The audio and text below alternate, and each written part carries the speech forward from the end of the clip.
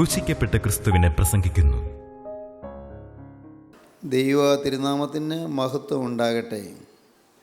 ഉൽപ്പത്തി പുസ്തകം 26-ാം അധ്യായം 18-ാം വാക്യം. തൻ്റെ പിതാവായ അബ്രഹാമിൻ്റെ കാലത്ത് കുഴിച്ചതും അബ്രഹാം മരിച്ച ശേഷം ഫെലിസ്ത്യർ നികത്തിക്കളഞ്ഞതുമായ കിണറുകൾ ഇസ്ഹാക്ക് പിന്നെയും കുഴിച്ചു. തൻ്റെ പിതാവ് അവയ്ക്കിട്ടിരുന്ന പേർ തന്നെ ഇട്ടു. ഇസ്ഹാക്കിൻ്റെ ജീവിതത്തിലെ ഒരു പ്രത്യേക സംഭവത്തെക്കുറിച്ചാണ് ഇവിടെ പറയുന്നത്. ഇസ്ഹാക്ക് തൻ്റെ പിതാവായ അബ്രഹാമിൻ്റെ കാലത്ത് കുഴിച്ചതായിരുന്നു ആ കിണറുകൾ നികത്തിക്കളഞ്ഞു ഫെലിസ്ത്യർ. ശത്രുക്കൾ വന്ന് ആ കിണറുകൾ നികത്തിക്കളഞ്ഞിരുന്നു. എന്നാൽ ഇസ്ഹാക്ക് ആ നികന്നുപോയ കിണറുകൾ വീണ്ടും കുഴിച്ചു. എന്നിട്ട് അബ്രഹാമിൻ്റെ കാലത്ത്, അത് കുഴിച്ച കാലത്ത് അബ്രഹാം ഇട്ടിരുന്ന പേര് തന്നെ ഈ കിണറുകൾക്ക് ഇസ്ഹാക്ക് ഇട്ടു.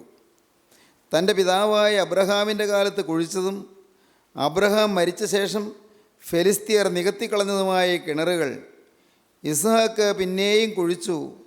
തൻ്റെ പിതാവ് അവയ്ക്ക് ഇട്ടിരുന്ന പേർ തന്നെ ഇട്ടു. അബ്രഹാമിൻ്റെ കാലത്ത് ഈ കിണർ കുഴിച്ച് അവയ്ക്ക് അബ്രഹാം പേരിട്ടതായിരുന്നു.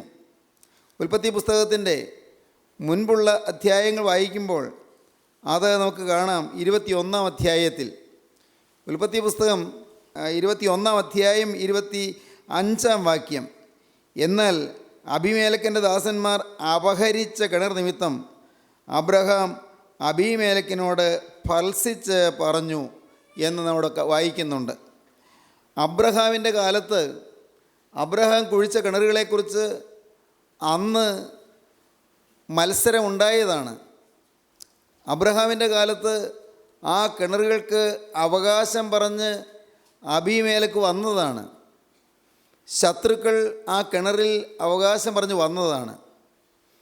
എന്നാൽ അബ്രഹാമിൻ്റെ കാലത്ത് ആ കിണർ അബ്രഹാം അബീമേലെക്കിൻ്റെ അടുക്കൽ നിന്ന് മത്സരമെല്ലാം തീർത്ത് ഉടമ്പടി ചെയ്ത് ആ കിണർ അബ്രഹാം സ്വന്തമാക്കി. ശത്രുക്കൾ അവകാശം പറഞ്ഞിരുന്നത് അബ്രഹാമിൻ്റെ കാലത്ത് അബ്രഹാം സ്വന്തമാക്കി എടുത്തു. എന്നാൽ അബ്രഹാമിൻ്റെ കാലം കഴിഞ്ഞതിന് ശേഷം ഇസ്ഹാക്കിൻ്റെ കാലമായപ്പോൾ ആ കിണറുകൾ ശത്രുക്കൾ പിന്നെയും അപഹരിച്ചു. ആ കിണറുകൾ അപഹരിച്ചിട്ട് ആ കിണർ അവർ മൂടിക്കളഞ്ഞു. അതിലുണ്ടായിരുന്ന ഉറവുകൾ തീർത്തും വറ്റിപ്പോയി. കിണർ മൂടിക്കളഞ്ഞു. ഫെലിസ്ത്യർ വന്ന് കിണർ മൂടിക്കളഞ്ഞത് ഇസ്ഹാക്ക് അറിഞ്ഞപ്പോൾ ഇസ്ഹാക്കിന് വലിയ സങ്കടമായി. പിതാക്കന്മാരുടെ കാലത്തുണ്ടായിരുന്ന കിണർ അത് മൂടിപ്പോയി. പിതാക്കന്മാരുടെ കാലത്തുണ്ടായിരുന്ന ഉറവ വറ്റിപ്പോയി. പിതാക്കന്മാരുടെ കാലത്തുണ്ടായിരുന്ന അനുഗ്രഹത്തിൻ്റെ ഉറവുകൾ തീർന്നുപോയി. സങ്കടത്തോടെ ഇസ്ഹാക്ക് ആ കിണറുകൾ വീണ്ടും താഴ്ത്തുകയും അബ്രഹാമിൻ്റെ കാലത്തുണ്ടായിരുന്ന കിണറുകൾ നികന്നുപോയിരുന്നത് വീണ്ടും താഴ്ത്തി അവയ്ക്ക് പണ്ടുണ്ടായിരുന്ന പേര് തന്നെ ഇട്ടു. വളരെ അർത്ഥവത്തായ ചില കാര്യങ്ങൾ ഇതിൽ നിന്ന് നമുക്ക് പഠിക്കുവാനുണ്ട്. ഇതിനു മുൻപ് ചില അവസരങ്ങളിൽ ഇതിനെക്കുറിച്ച് ചില സൂചനകൾ നിങ്ങളുടെ അടുക്കൽ പറഞ്ഞിരുന്ന് നിങ്ങൾ ചിലർ ഓർക്കുമായിരിക്കും. നമ്മുടെ ഓരോരുത്തരുടെയും ജീവിതത്തിൽ ചിലതെല്ലാം നികന്നു പോയിരിക്കുകയാണ്. ഒരു കാലത്ത് കുഴിച്ചതായിരുന്നു, ഒരു കാലത്തൊരു സമർപ്പണം എടുത്തതായിരുന്നു, ഒരു കാലത്ത് ജീവൻ്റെ ഉറവ തുറന്ന് കിട്ടിയതായിരുന്നു. ജീവൻ്റെ ഉറവയിൽ നിന്നുള്ളതായ ജീവൻ്റെ ജലം സമൃദ്ധിയായി ഒഴുകി ദേശങ്ങൾ നനച്ചതായിരുന്നു. നമ്മുടെ ഭവനത്തിൽ തന്നെ നനവ് കിട്ടിയിരുന്നു. ഭവനത്തിൻ്റെ അന്തരീക്ഷത്തിൽ ഒരു ശാന്തത ലഭിച്ചിരുന്നു. നമ്മുടെ കുടുംബത്തിൽ ഒരു സമാധാനം ധാരാളമായി കടന്നു വന്നിരുന്നു. പരസ്പരമുള്ളതായ ഐക്യവും പരസ്പരമുള്ളതായ സ്നേഹബന്ധവും ദൃഢമായി തീർന്നൊരു കാലം ഉണ്ടായിരുന്നു. ജീവനുള്ള ദൈവത്തിൻ്റെ സ്നേഹത്തിൻ്റെ ഉറവ തുറന്നു കിട്ടിയതിൻ്റെ ഫലമായി, ദൈവസ്നേഹം നമ്മുടെ കുടുംബത്തിൽ തന്നെ ഉറവയായി തുറന്നതിൻ്റെ ഫലമായി നമ്മുടെ കുടുംബത്തിൽ സമാധാനവും സന്തോഷവും ഉണ്ടായതാണ്. കോപാട്ടഹാസങ്ങളുള്ള കുടുംബങ്ങളിൽ നിന്ന് കോപം മാറി അലർച്ചയും ഗർജനവുമുള്ള പെരുമാറ്റങ്ങളും ആക്രോശങ്ങളും കുടുംബത്തിൽ നിശേഷം ദൂരീകരിക്കപ്പെട്ടു. സമാധാന അന്തരീക്ഷം കുടുംബത്തിൽ വന്നു. ഉഴപ്പിപ്പോയിരുന്നതായ കുട്ടികൾ അവിടെ ഉഴപ്പ് മാറ്റി പഠിക്കാൻ തുടങ്ങി. ദുശ്ശീലങ്ങളുടെ അടിമകളായിപ്പോയ യുവാക്കന്മാർ അവർ ദൈവത്തെങ്കിലേക്ക് തിരിയുകയും അവരുടെ സ്വഭാവത്തിൽ മാറ്റം വരികയും ചെയ്തു. ചീത്ത പടങ്ങളിൽ രസിക്കുകയും കൊള്ളരുതാത്തതായ ബന്ധങ്ങളിൽ മുഴുകുകയും അഴുക്കായ ശീലങ്ങളിൽ വളരുകയും ചെയ്തുകൊണ്ടിരുന്നതായ യുവതലമുറ തിരിഞ്ഞു വരികയും ദൈവത്തെങ്കിലേക്ക് തിരിഞ്ഞ് ആശ്വാസകരവും സമാധാനപരവുമായ ജീവിതം തുടരുകയും ചെയ്യാനിടയായി. നമ്മുടെ പലരുടെയും കുടുംബങ്ങൾ എന്ത് ആശ്വാസം അനുഭവിച്ചതാണ്. ഒരു കാലത്ത് ആത്മാവിൻ്റെ ജീവ ഉറവ തുറന്ന് ലഭിച്ച കുടുംബങ്ങൾ, ആത്മാവിൻ്റെ ഉറവയിൽ നിന്ന് കോരിക്കുടിച്ച് സ്തുതിയുടെ ആനന്ദ ലഹരിയിൽ മനം മയങ്ങി ദൈവത്തെ ആരാധിച്ച നാളുകൾ, സന്തോഷത്തികവുള്ള അവസരങ്ങൾ. ഉള്ളത് ശാന്തമായിരുന്നു. പ്രശ്നങ്ങളുള്ളപ്പോഴും ഹൃദയം ശാന്തമായിരുന്നു. ദുരിതങ്ങളും ദുഃഖങ്ങളുള്ളപ്പോഴും മനസ്സ് ശാന്തമായിരുന്നു. പ്രശ്നങ്ങളുള്ളപ്പോഴും ഹൃദയം ശാന്തമായിരുന്നു.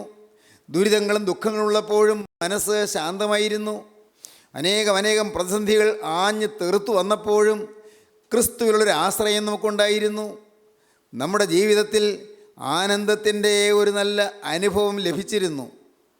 ആ ഉറവ അത് ശത്രു അവകാശം പറയുകയും ശത്രു വന്ന് അത് മൂടിക്കളയുകയും ചെയ്തു. ഇസ്ഹാക്കിൻ്റെ കാലത്ത് ഒരു കാലത്തുണ്ടായിരുന്നതായ ഉറവകൾ ഫിലിസ്തീർ വന്ന് നികത്തിക്കളഞ്ഞു, കിണർ നികത്തിക്കളഞ്ഞു. ഇസ്ഹാക്ക് അത് കണ്ടപ്പോൾ എന്ത് ചെയ്തു? നാം വായിക്കുന്നത് അങ്ങനെയാണ്. അബ്രഹാമിൻ്റെ കാലത്ത് കുഴിച്ച കിണറുകൾ ഫിലിസ്തീർ വന്ന് നികത്തിക്കളഞ്ഞവ ഇസ്ഹാക്ക് പിന്നെയും കുഴിച്ചു. തൻ്റെ പിതാവ് അവയ്ക്കിട്ടിരുന്ന പേർ തന്നെ ഇട്ടു. അബ്രഹാമിൻ്റെ കാലത്ത് കുഴിച്ച കിണറുകൾ പൂർവ്വപിതാക്കന്മാരുടെ കാലത്ത് വിശുദ്ധിയുടെ കിണറുകൾ കുഴിച്ചവരാണ്. പൂർവ്വ പുണ്യപിതാക്കന്മാർ സ്നേഹത്തിൻ്റെ നിദർശനമായി നിന്നവരാണ്. അവരാത്മീയത്തിൽ വളർന്നവരായിരുന്നു.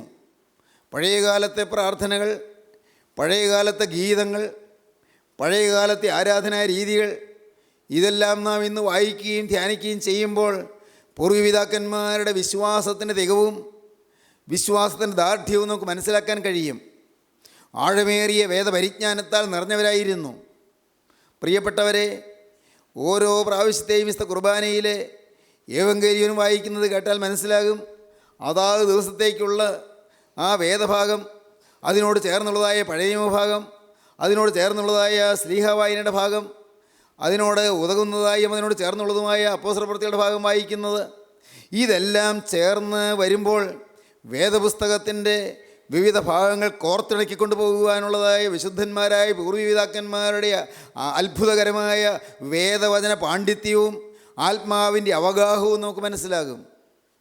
ദൈവത്തിൻ്റെ വചനത്തിന് പിതാക്കന്മാർ കൊടുത്തിരുന്നതായ പ്രാധാന്യം നമുക്ക് മനസ്സിലാകും. വേദപുസ്തകത്തിനും വേദപുസ്തകത്തിലെ പഴയ നിയമത്തിനും പുതിയ നിയമത്തിനും തമ്മിലുള്ളതായ ചാർച്ചയ്ക്കും ചേർച്ചയ്ക്കും ഉതകുന്നതായ വായനാഭാഗങ്ങൾ ക്രമീകരിച്ചതിൽ അഗാധമായ പരിജ്ഞാനം നമുക്ക് കാണുവാൻ കഴിയും. എന്നാൽ അന്നുണ്ടായിരുന്ന വിശ്വാസത്തിൻ്റെ തികവിൽ നിന്ന് ഇന്ന് അനേകം വ്യതിചലനങ്ങൾ വന്നു പോയിരിക്കുകയാണ്. അനേകം മാറ്റങ്ങൾ വന്നിരിക്കുന്ന നാം കാണുന്നു. ഇന്ന് ആ പഴയ കാലത്തുണ്ടായിരുന്ന വിശുദ്ധിയുടെ തീക്ഷ്ണത നഷ്ടപ്പെട്ടു പോയിരിക്കുന്നു. ആ പഴയ കാലത്തുണ്ടായിരുന്ന ദൈവസ്നേഹത്തിൻ്റെ അഗാധമായ വാത്സല്യ തികവ് തന്നെ പോയിപ്പോയിരിക്കുന്നു. പരസ്പരമുള്ളതായ സ്നേഹവും പരസ്പരമുള്ളതായ വിട്ടുവീഴ്ച മനോഭാവവും പരസ്പരം ക്ഷമിക്കാനും സഹിക്കാനും പൊറുക്കാനും താങ്ങുവാനും ഉള്ളതായ മനോഭാവവും ഇന്ന് കൈമോശം വന്നിരിക്കുന്നു. സഭാതലം പൊതുവെ കലുഷിതമായിരിക്കുന്ന ഒരു സാഹചര്യം നാം കാണുകയാണ്. സഹോദരങ്ങളെ, ആത്മീയത്തിൻ്റെ മാന്യം നാം ചുറ്റുപാടുകളിൽ കാണുന്നു. ആത്മീയമായ ഒരു അധപ്പതിതമായ അവസ്ഥ ഇന്ന് നാം കാണുകയാണ്. എന്നാൽ ഇന്ന് എന്താണ് ചെയ്യാൻ സാധിക്കുന്നത്? അബ്രഹാമിൻ്റെ കാലത്ത് കുഴിച്ച കിണറുകൾ അന്ന് ഉറവ പൊട്ടി പുറപ്പെട്ടിരുന്നത് അത് നികന്നു പോയിരിക്കുന്നു. ഇന്ന് നമുക്ക് ചെയ്യാൻ സാധിക്കുന്ന എന്താണ്? നമുക്ക് ആ കിണറുകൾ പിന്നെയും കുഴിക്കാം. ശത്രു കൊണ്ടുവന്നിട്ടിരിക്കുന്നതായ ചപ്പ് ചവറുകളെല്ലാം നമുക്ക് വാരി കോരി മാറ്റാം. ഈ കിണറിൽ ഫെലിസ്തീൻ കൊണ്ടുവന്ന് ഇട്ടിരിക്കുന്നതായ ചപ്പുചവറുകളും മണ്ണുകളും അഴുക്കുകളും എല്ലാം വാരി എല്ലാം കോരി മാറ്റിയിട്ട് ആ കിണറെ വെടിപ്പാക്കാം. ഇനിയും താഴ്ത്തണം. അന്ന് താണ് കിടന്നതായിരുന്നു, പിന്നെയും മൂടിപ്പോയിരിക്കുകയാണ്. ഇനിയും താഴ്ത്തിയെടുക്കണം. ആത്മീയ ജീവിതത്തിൽ പുതിയ അനുഭവങ്ങൾ നേടാൻ നമ്മുടെ ജീവിതം സമർപ്പിക്കേണ്ടിയിരിക്കുന്നു. നമുക്ക് സാധിക്കും. പ്രിയപ്പെട്ടവരെ, നമുക്ക് ആരെയും കുറ്റം വിധിക്കേണ്ട, നമുക്ക് ആരെയും പരാതി പറയേണ്ട, നമുക്ക് ആരെക്കുറിച്ചും പരിഭവം വിചാരിക്കേണ്ട. പക്ഷേ നമുക്കൊരു കാര്യം ചെയ്യാം. ഇംഗ്ലീഷിൽ മനോഹരമായൊരു പഴഞ്ചൊല്ലുണ്ട്, it is better to light a candle than to curse the darkness. ഇരുട്ടിനെ ശപിക്കുന്നതിനേക്കാൾ നല്ലത് നാം ഒരു ചെറു തിരിയെങ്കിലും കത്തിച്ചു വയ്ക്കുന്നതാണ്. ഇരുട്ടിനെ ശപിച്ചിട്ട് കാര്യമില്ല. അയ്യോ മുഴുവൻ കൂരിരുട്ടാണെന്ന് പറഞ്ഞിട്ട് കാര്യമില്ല. അയ്യോ ഇവിടെ മുഴുവൻ ഇരുട്ടാണെന്ന് പറഞ്ഞ് നാം ഇരുട്ടിനെ ശപിച്ചതുകൊണ്ട് കാര്യമില്ല. നാം നിരാശപ്പെട്ടതുകൊണ്ട് കാര്യമില്ല. മുഴുവൻ ഇരുട്ടായി പോയല്ലോ എന്ന് നാം തളർന്നു പോയതുകൊണ്ട് കാര്യമില്ല. നമുക്കൊരു കാര്യം ചെയ്യാം. It is better to light a candle than to curse the darkness. ഇരുട്ടിനെ ശപിക്കാതെ ഒരു ചെറു തിരിയെങ്കിലും കത്തിച്ചു വയ്ക്കാൻ നോക്കുക. ഒരു ചെറു തിരിയെങ്കിലും. സഹോദരങ്ങളെ, അത് നമുക്ക് സാധിക്കുന്നതാണ്. മനോഹരമായൊരു കവിത പണ്ട് വായിച്ചിട്ടുള്ളത് ഞാൻ ഓർക്കുന്നു. ആ കവിതയുടെ ആശയം ഇതാണ്. ടാഗോർ എഴുതിയൊരു കവിതയാണ്. ആ കവിതയുടെ ആശയം എങ്ങനെയാണ്? സൂര്യഭഗവാൻ നിന്ന് വളരെ സങ്കടത്തോടെ വിളിച്ച് പ്രകൃതിയിലെ എല്ലാ ജീവികളോടും ഒരു കാര്യം അപേക്ഷിക്കുന്നതെന്നാണ് കവിത. ഭാവനയാണ്. സൂര്യൻ നിന്ന് ചോദിക്കുകയാണ്, എനിക്ക് ഇത്രയും നേരം ഞാൻ ജോലി ചെയ്തുകൊണ്ട് കുറച്ച് നേരം വിശ്രമിച്ചാൽ കൊള്ളാം. ഞാൻ ഈ പ്രകൃതിയിലെ കൂരിട്ട് അകറ്റാൻ ഇത്രയും നേരം ഞാൻ വിശ്രമമില്ലാതെ അധ്വാനിച്ചില്ലേ? എനിക്ക് കുറച്ച് നേരം ഒന്ന് വിശ്രമിക്കണം. ഞാൻ കുറേ സമയം ഒന്ന് വിശ്രമിച്ചു കൊള്ളട്ടെ. നിങ്ങൾ ആരെങ്കിലും വന്ന് ഈ കൂരിട്ടൊന്ന് അകറ്റാമോ? നിങ്ങൾക്കാർക്കെങ്കിലും വരാമോ? എല്ലാ ജീവികളും അമ്പരപ്പോടെ നോക്കി നിന്നു. ആർക്കും സാധിക്കില്ലല്ലോ. സൂര്യൻ ചെയ്യുന്ന പ്രവൃത്തി ആരെക്കൊണ്ട് സാധിക്കും? സൂര്യൻ്റെ പ്രകാശം ആർക്കുണ്ട്? എല്ലാവരും നിശബ്ദരായി നിന്നു.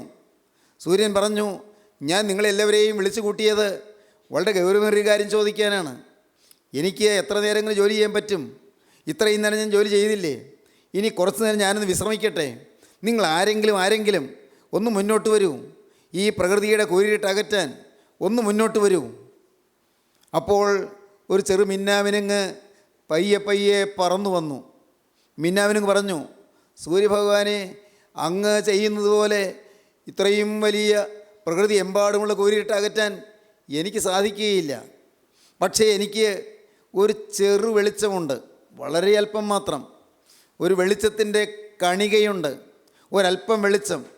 ആ അല്പം വെളിച്ചം കൊണ്ട് എനിക്ക് ഒരു ചുറ്റുവട്ടത്തിൽ പറന്നു നടക്കാൻ പറ്റും. അത്ര പേരുത്തൊന്നും പറക്കാൻ എന്നെക്കൊണ്ട് സാധിക്കുകയില്ല. ഒരു ചെറിയ ചുറ്റുവട്ടത്തിൽ ഒരു ചെറിയ വെളിച്ചവുമായി ഞാൻ പറന്നു നടക്കാം. എന്നാലാവത് ഞാൻ ചെയ്യാം. ഇത് ടാഗോറിൻ്റെ ഈ കവിതയിലെ ആശയം അല്പം ഗൗരവമുള്ളതാണ്. നമുക്കാർക്കും വലുതൊന്നും ചെയ്യാൻ പറ്റിയെന്ന് വരികയില്ല. വലുതൊന്നും നമുക്ക് പ്രവർത്തിക്കാൻ സാധിക്കുകയില്ല.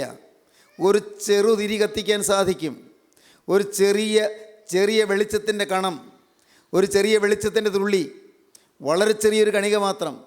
അത്രയും നമുക്ക് പ്രകാശിപ്പിക്കാൻ സാധിക്കും നമ്മുടെ ഒരു ചെറിയ ജീവിതം, ഈ അല്പ ആയുസ്. അതെന്ത് ചെയ്യാൻ പറ്റും? നമുക്ക് ഈ കിണർ കുഴിക്കാം. ശത്രു നികത്തിക്കളഞ്ഞതായ കിണറുകൾ നമുക്ക് കുഴിക്കാം.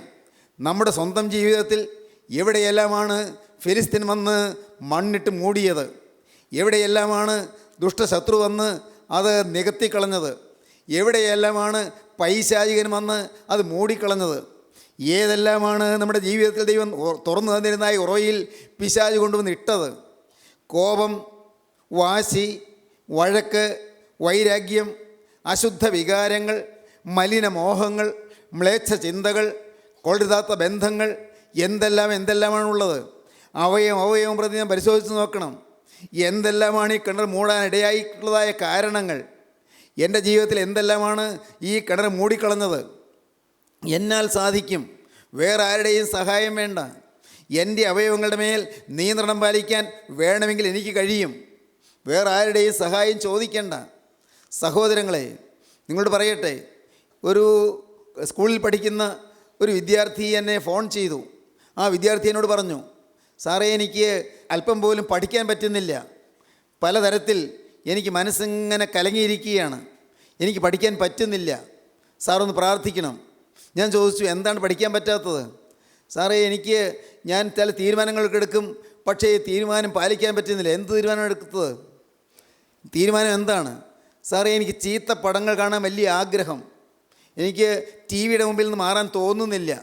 ഞാനത് കണ്ടുകൊണ്ടേ ഇരിക്കുകയാണ്. അതിന് എന്നോട് പറഞ്ഞിട്ട് കാര്യമുണ്ടോ? ഞാൻ ചോദിച്ചു, എന്നോട് പറഞ്ഞിട്ട് കാര്യമുണ്ടോ? എനിക്കെന്ത് ചെയ്യാൻ പറ്റും? നിൻ്റെ കണ്ണ്, നിൻ്റെ മുറിയിലെ ടി വി, ആ ടി വിയുടെ മുമ്പിൽ നിന്ന് ഇരിക്കണോ വേണ്ടയോ നീ നിനക്ക് തീരുമാനിക്കാം. പഠിക്കാനിരിക്കുകയാണോ വേണ്ടത്, ടി വിയുടെ മുമ്പിൽ ഇരുന്ന് ദിവസം മുഴുവൻ നശിപ്പിക്കുകയാണോ വേണ്ടത് നിനക്ക് തീരുമാനിക്കാം. ടി വിയിൽ നല്ല നല്ല പ്രോഗ്രാം ഉള്ളത് കാണുന്നതുകൊണ്ട് തെറ്റൊന്നുമില്ല. ടി വിയിൽ നിനക്ക് നല്ല ജ്ഞാനം ലഭിക്കത്തക്കുള്ളതായ നല്ല പരിപാടികളുണ്ടെങ്കിൽ, സമയമുണ്ടെങ്കിൽ, നിൻ്റെ പഠിത്തം കഴിഞ്ഞിട്ടുള്ള സമയമുണ്ടെങ്കിൽ കാണുന്നതുകൊണ്ട് തെറ്റില്ല.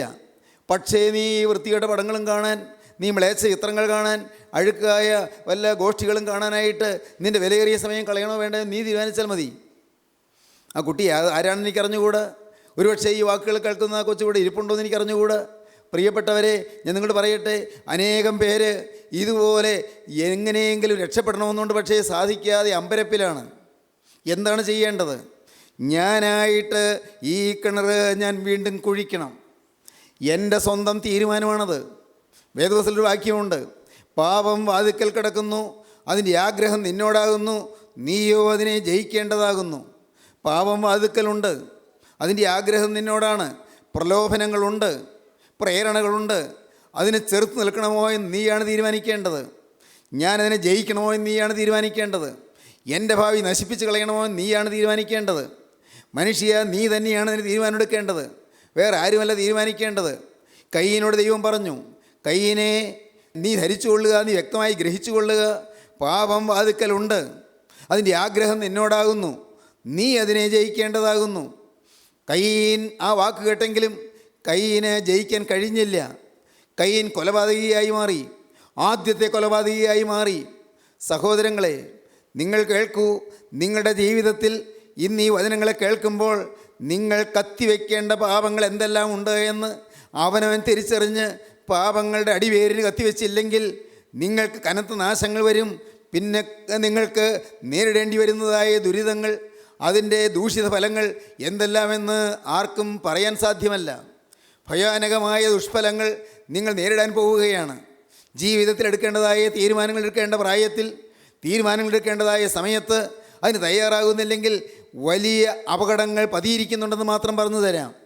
സഹോദരീ സഹോദരങ്ങളെ, കുടുംബങ്ങൾ എന്തിനു തകർത്ത് കളയണം? നമ്മുടെ ഭാവി എന്തിനു മുടിച്ചു കളയണം? ശോഭനമായ ഭാവിയിലേക്ക് വളർന്നു വരേണ്ടവരാണ് നാം. വളരെ ഉന്നതമായ ഭാവി നമുക്ക് നേടാവുന്നതാണ്. വളരെ വളരെ നല്ല ശുഭകരമായ നിലകളിലേക്ക് നമുക്ക് ഉയർന്നു പോകാവുന്നതാണ്. ആരും തളർന്നിരിക്കേണ്ട ആവശ്യമില്ല.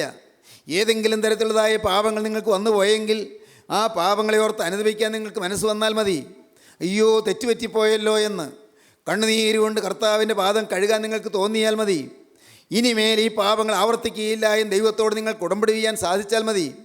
ദൈവത്തോട് കൃത്യമായി ഹൃദയത്തിൻ്റെ തീരുമാനം അറിയിക്കണം. ദൈവസന്നിധിയിൽ പ്രതിജ്ഞയെടുക്കണം. അതാണ് ഈ സമർപ്പണം എന്ന് പറയുന്നത്. പ്രിയപ്പെട്ടവരെ, ഇത് ഒരു നിസ്സാര കാര്യമല്ല, ഗൗരവമേറിയ വിഷയമാണ് ഞാൻ പറയുന്നത്. വേണമെങ്കിൽ നിങ്ങൾക്ക് സ്വീകരിക്കാം. നിങ്ങളുടെ ജീവിതത്തിൽ ഈ വാക്കുകളെ കേട്ടുകൊണ്ട് ഇവിടെ ഇരിക്കുന്ന ഈ ആളുകൾ മാത്രമല്ല, നാനാ ദേശങ്ങളിൽ ഇരുന്നുകൊണ്ട് കേൾക്കുന്നവർ ഓരോരുത്തരും ശ്രദ്ധയോടെ ഇരുന്നു കൊള്ളൂ. സഹോദരങ്ങളെ, നിങ്ങളുടെ ജീവിതത്തിൽ പാപം വാതിക്കൽ കിടക്കുന്നെന്ന് അറിഞ്ഞുകൊണ്ട് നിങ്ങൾ പാപത്തെ ജയിക്കാൻ തയ്യാറായില്ലെങ്കിൽ പാപം നിങ്ങളെ ജയിച്ച് കീഴടക്കുകയും കനത്ത നാശങ്ങൾ നിങ്ങൾ നേരിടുകയും ചെയ്യും. അബ്രഹാമിൻ്റെ കാലത്ത് കുഴിച്ച കിണറുകളായിരുന്നു, ഫെലിസ്തർ വന്ന് നികത്തിക്കളഞ്ഞു. ഇനി എന്താണ് ചെയ്യുക?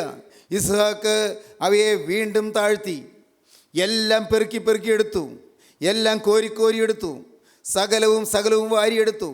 അതിനകത്തേക്ക് വീണുപോയിരുന്നതെല്ലാം, പിശാച് കൊണ്ടുവന്നിട്ടിരുന്നതെല്ലാം, ദുഷ്ടശക്തി കൊണ്ടുവന്നിട്ടിരുന്നതെല്ലാം അവിടെ നിന്ന് പെറുക്കിയെടുത്തിട്ട് ആ കിണർ പിന്നെയും താഴ്ത്തി. പുതിയ ഒരു സമർപ്പണം, ഒരു പുനഃസമർപ്പണം, ഒരു പുതിയ അനുഭവം. സഹോദരങ്ങളെ, ഇന്ന് ഈ വാക്കുകൾ നിങ്ങൾ കേട്ടുകൊണ്ടിരിക്കുമ്പോൾ വേണമെങ്കിൽ നിങ്ങൾക്കൊരു പുതിയ സമർപ്പണത്തിലേക്ക് വരാം. നിങ്ങൾക്ക് ചില തീരുമാനങ്ങളുള്ളവരായിരുന്നു. ഒരു കാലത്ത് ചില വ്യക്തമായ പ്രതിഷ്ഠകൾ നിങ്ങൾക്കുണ്ടായിരുന്നു. ഇന്നിന്ന കാര്യങ്ങളിൽ വ്യക്തമായി ഞാൻ പ്രതിഷ്ഠ പാലിക്കുമെന്ന് ദൈവത്തോട് വാക്ക് പറഞ്ഞവർ അനേകർ ഈ വാക്കുകളെ കേൾക്കുന്നുണ്ട്. ഇനിമേ ഞാൻ കോപിക്കുകയില്ല എന്ന് പറഞ്ഞവർ ഈ വാക്കുകളെ കേൾക്കുന്നില്ലേ? ഇനി അശുദ്ധമായ ബന്ധം ഉണ്ടാവുകയില്ല എന്ന് പറഞ്ഞവർ ഈ വാക്കുകളെ കേൾക്കുന്നില്ലേ?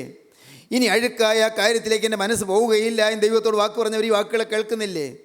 പ്രിയപ്പെട്ടവരെ, നിങ്ങൾ പറയട്ടെ, എന്നാൽ നിങ്ങളുടെ വാക്കുകൾ നിങ്ങൾ ലംഘിച്ചു പോയി, നിങ്ങളുടെ തീരുമാനങ്ങൾ പാളിപ്പോയി, നിങ്ങൾ ദൈവത്തോട് പറഞ്ഞ വാക്ക് നിങ്ങൾ മറന്നുപോയി. ഇന്ന് നിങ്ങൾ തണുത്തു പോയിരിക്കുന്നു, ഇന്ന് നിങ്ങൾ ക്ഷീണിച്ചു പോയിരിക്കുന്നു, ആത്മാവിൽ മാന്ദ്യം സംഭവിച്ചിരിക്കുന്നു, ആത്മാവിൽ കേട് സംഭവിച്ചിരിക്കുന്നു. എന്നാൽ ഇപ്പോൾ ഈ വാക്കുകളെ കേൾക്കുമ്പോൾ നിങ്ങളുടെ നേരെ കരുണയോടെ നോക്കുന്ന കർത്താവായ യേശുവിൻ്റെ പാദപീഠത്തിങ്കൽ നിങ്ങൾക്കൊരു വാക്ക് പറയാം. നിങ്ങളുടെ അരികത്ത് വന്നിരിക്കുന്ന ക്രിസ്തുവിനോട് നിങ്ങൾക്കൊരു വാക്ക് പറയാം. നിങ്ങളുടെ നേരെ നോക്കിക്കൊണ്ട് നിൽക്കുന്ന ക്രിസ്തുവിനോട് നിങ്ങൾക്കൊരു വാക്ക് പറയാം. നിങ്ങളെ സ്നേഹിക്കുന്ന ക്രിസ്തുവിനോട് നിങ്ങൾക്കൊരു വാക്ക് പറയാം. നിങ്ങൾക്ക് വേണ്ടി കുറ്റമില്ലാത്ത രക്തം ചിന്തിയ ക്രിസ്തുവിനോട് നിങ്ങൾക്കൊരു വാക്ക് പറയാം. എന്താണ് നിങ്ങൾ പറയുന്ന വാക്ക്? കർത്താവേ, ഇന്ന് ഞാൻ പുതിയ സമർപ്പണം എടുക്കുകയാണ്. ഇന്ന് ഞാൻ പുനഃസമർപ്പണം എടുക്കുകയാണ്. ശത്രു നികത്തിക്കളഞ്ഞിരിക്കുന്നു. കർത്താവേ, ഞാനതെല്ലാം ഓരോന്നോരോന്നായി വാരിയെടുക്കുകയാണ്.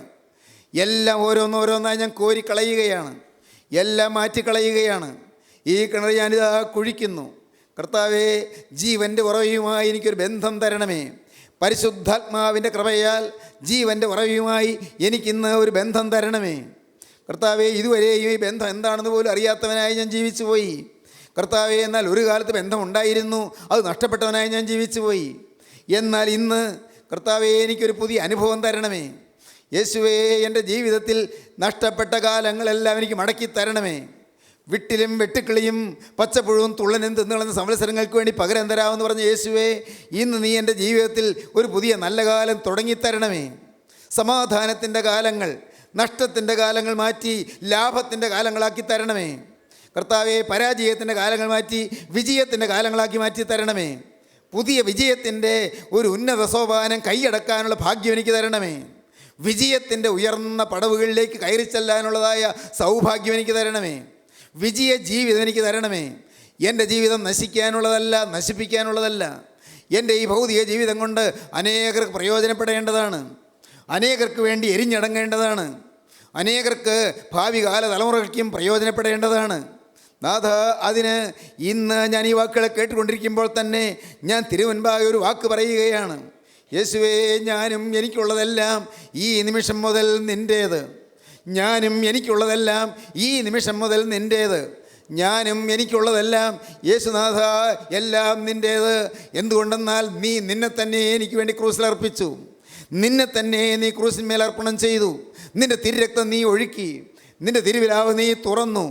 നിൻ്റെ മുഖത്ത് നീ തുപ്പലേറ്റു. നിൻ്റെ കന്നത്ത് നീ അടിയേറ്റു. നീ നിന്നാവിഷയമായി തീർന്നു. നീ അവഹേളന പാത്രമായി തീർന്നു. നീ ആക്ഷേപം സഹിച്ചുകൊണ്ട് കുരിശിന്മേൽ കിടന്നു. എൻ്റെ കർത്താവേ, നീ കുരിശിന്മേൽ കിടന്ന് എനിക്ക് ദാഹിക്കുന്നു എന്ന് പറഞ്ഞ് കരഞ്ഞു. യേശുവേ, നിൻ്റെ തിരുരക്തം കുരിശിന്മേൽ ചിന്തി.